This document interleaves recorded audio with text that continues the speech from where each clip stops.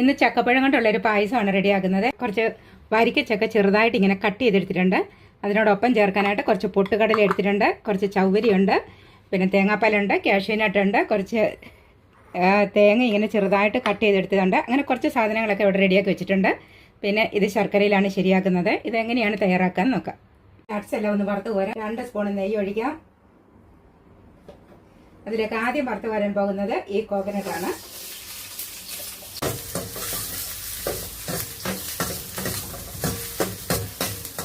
ഈ തേങ്ങാക്കൊത്ത് മൂത്തിട്ടുണ്ട്. ഇത് നമുക്കിനി കോരി മാറ്റാം.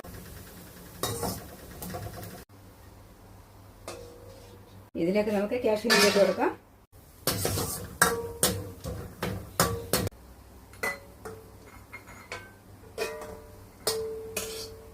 റൈസിൻസ് ഇട്ട് കൊടുക്കാം.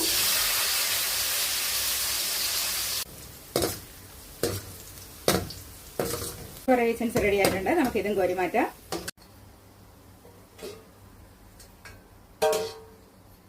ഈ അരിഞ്ഞു വെച്ചിരുന്ന ചക്കപ്പഴം നമുക്ക് ഇതിലേക്ക് ഇട്ട് കൊടുക്കാം.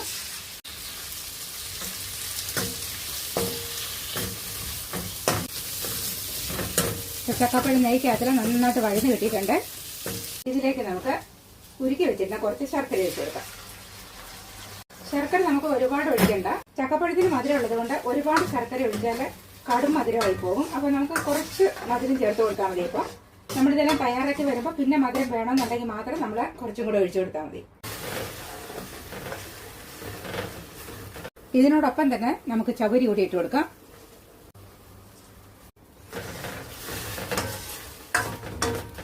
ഈ ചവരി ശർക്കരയോടൊപ്പം കിടന്നാൽ നന്നായിട്ട് അങ്ങ് വെന്തോളും.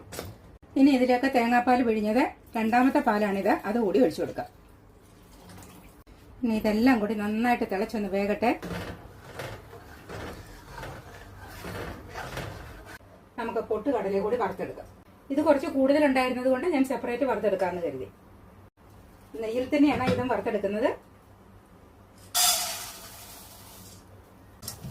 ഈ പൊട്ടുകടല കൂടി ഈ പായസത്തിന്റെ കൂടെ ചേർക്കുമ്പോഴേക്കും നല്ല ടേസ്റ്റ് ആയിരിക്കും. ഇത് പൊട്ടുകടല മൂത്ത് കിട്ടിയിട്ടുണ്ട്. ഇതുകൂടി ഈ പായസത്തിന്റെ കൂടെ ഇട്ട് കൊടുക്കാം. ഇനി ഇതെല്ലാം കൂടി നന്നായിട്ട് ഇളക്കി ഈ പൊട്ടുകടലയും കൂടെ ശർക്കരയ്ക്കകത്ത് കിടന്ന് നന്നായിട്ടൊന്ന് വെന്ത് വരണം. പായസത്തിന്റെ കൂടെ കഴിക്കുമ്പോൾ ഈ പൊട്ടുകടല കടിക്കുന്നത് ഒരു പ്രത്യേക ടേസ്റ്റാണ്.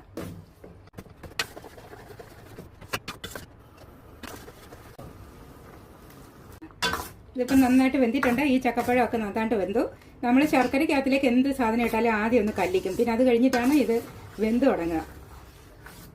ചക്കപ്പഴം ഒക്കെ നന്നായിട്ട് ഇങ്ങനെ വെന്ത് കുറുകിയിട്ടുണ്ട്. ചവ്വരി ഇതിനോടൊപ്പം തന്നെ നന്നായിട്ട് വെന്തിട്ടുണ്ട്. ഇതിപ്പം വെന്തപ്പോൾ തന്നെ കുറച്ച് വെന്ത് പൊടിഞ്ഞിട്ടൊക്കെ ഉണ്ട് കേട്ടോ. നമുക്ക് ചക്കപ്പഴമൊക്കെ ഇങ്ങനെ ഇതിനകത്തിൽ വെച്ചിട്ട് ഇങ്ങനെ അമർത്തുമ്പോൾ തന്നെ ചില ചക്കയൊക്കെ ആണെങ്കിൽ ഇതിനോടൊപ്പം അങ്ങ് പൊടിഞ്ഞു ചേരും, ഇങ്ങനെ അങ്ങ് അലിഞ്ഞു ചേരും. ചില ചക്കയൊക്കെ ആണെങ്കിൽ അങ്ങനെ പീസ് പീസായിട്ട് കിടക്കും. അങ്ങനെ ഉള്ള ചക്കയാണെന്ന് കണ്ടു കഴിഞ്ഞാൽ പൊടിച്ച് ചേർക്കണം. ഇതിപ്പോൾ പൊടിച്ചൊന്നും ചേർക്കണ്ട. കാരണം നമ്മൾ പായസമൊക്കെ കുടിക്കുമ്പോൾ അതിൻ്റെ ഇടയ്ക്കൊക്കെ ഒന്ന് കടിക്കണ്ടേ. അടപ്രഥമനായാലും നമ്മൾ അതിനകത്തിൽ അട കിടക്കുമ്പോൾ എങ്ങനെയാണ് നമ്മളതിങ്ങനെ ചവച്ച് വെച്ചിട്ടല്ലേ ആ പായസം കഴിക്കുക. അപ്പോൾ അതുമാതിരി ഇരിക്കും ഈ പായസം. അപ്പോൾ ഈ ചക്കപ്പഴമൊക്കെ നന്നായിട്ട് വെന്തിട്ട് ഈ പായസം ഒന്ന് കുറുകി വന്നിട്ടുണ്ട്. ഇതിലേക്ക് നമുക്ക് തേങ്ങയുടെ 1 പാൽ ഒഴിച്ചു കൊടുക്കാം.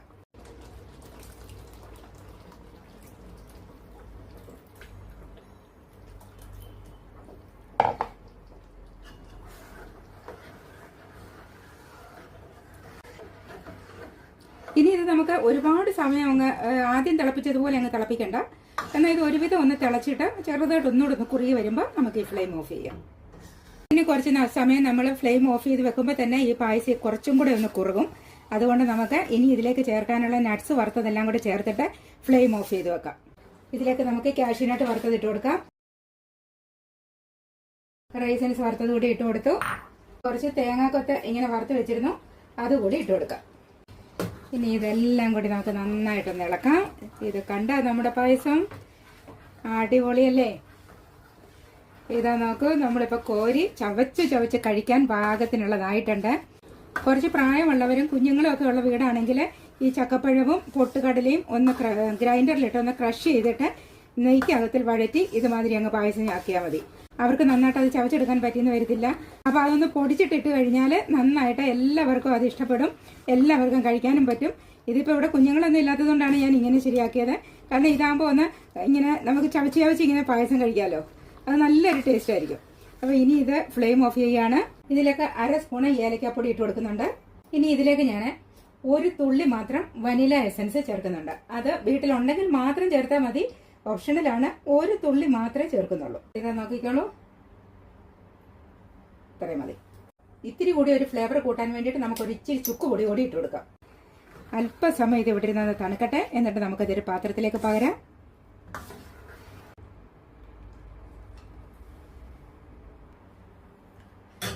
ഇതിവിടെ തണുക്കുന്ന സമയം കൊണ്ട് നമുക്ക് ഇതിന്റെ ടേസ്റ്റ് ഒന്ന് നോക്കാം.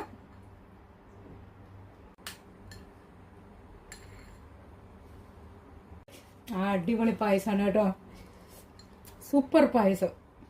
ഇതിനകത്ത് ഈ നെയ്യും നട്ട്സും എല്ലാം കൂടി ചേർന്നപ്പോഴേക്കും നല്ല അടപ്രഥമൻ പോലെയായി ഇത്. ഇപ്പോൾ ഈ പായസം ഒരുവിധം തണുത്തിട്ടുണ്ട്, നമുക്കൊരു പാത്രത്തിലേക്ക് പകരാം.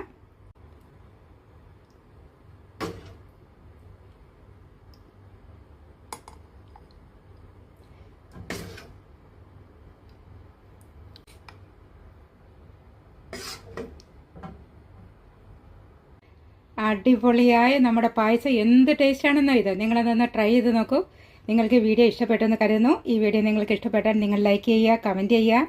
നിങ്ങളിത് ട്രൈ ചെയ്ത് നോക്കിയിട്ട് ഇതിൻ്റെ ടേസ്റ്റ് എങ്ങനെ ഉണ്ടായിരുന്നു എന്ന് നിങ്ങൾ പറയുക. ഇനി അടുത്ത നല്ലൊരു വീഡിയോയുമായി വരുന്നത് വരെ ബൈ. Thank you.